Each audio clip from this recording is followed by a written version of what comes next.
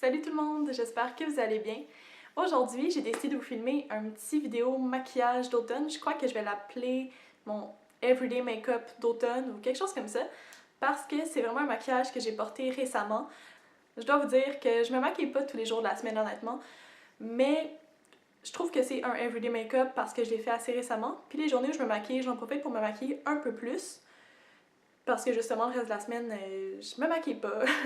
Donc c'est ça, pour moi c'est un everyday make-up parce que c'est ce que je porte en journée quand je me maquille ces temps-ci.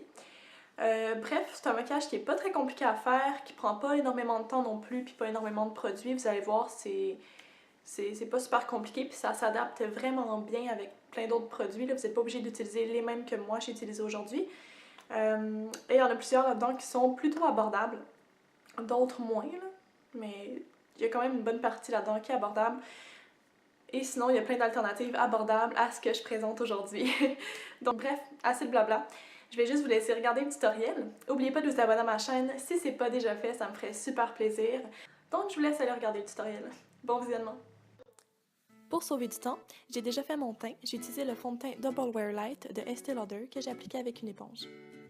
Pour faire mes sourcils, j'utilise le crayon Micro Brow Pencil de NYX dans la teinte brunette pour donner à mes sourcils une allure un peu plus fournie et pour les allonger parce que comme vous voyez, j'ai les sourcils assez courts, merci.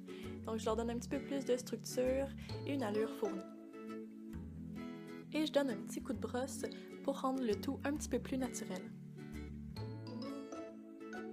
Ensuite, je viens repasser avec le Gimme Brow de Benefit pour faire tenir mes sourcils en place toute la journée.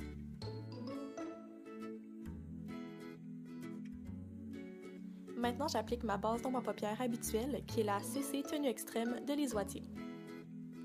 Et je l'applique tout simplement avec mes doigts. Maintenant, passons aux ombres à paupières.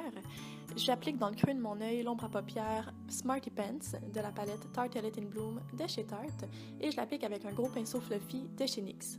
Si vous n'avez pas la palette, vous pouvez prendre n'importe quel brun moyen pour définir le creux de l'œil. Et maintenant, j'applique la même couleur sur toute la paupière mobile ainsi qu'au ras de cils inférieur. Assez facile, non?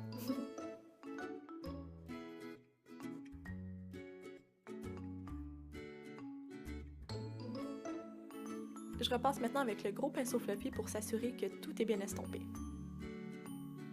Ensuite, j'applique un crayon couleur chair dans la muqueuse de l'œil pour agrandir un peu le regard. Ici, je prends une petite pause pour boire mon chai citrouillé latte, qui est définitivement mon classique d'automne. Et dites-moi dans les commentaires, c'est quoi votre thé préféré d'automne? Comme je suis incapable de faire mon eyeliner devant la caméra, je l'ai coupé au montage, mais j'ai utilisé le eyeliner Feline HD de Lise Wattier.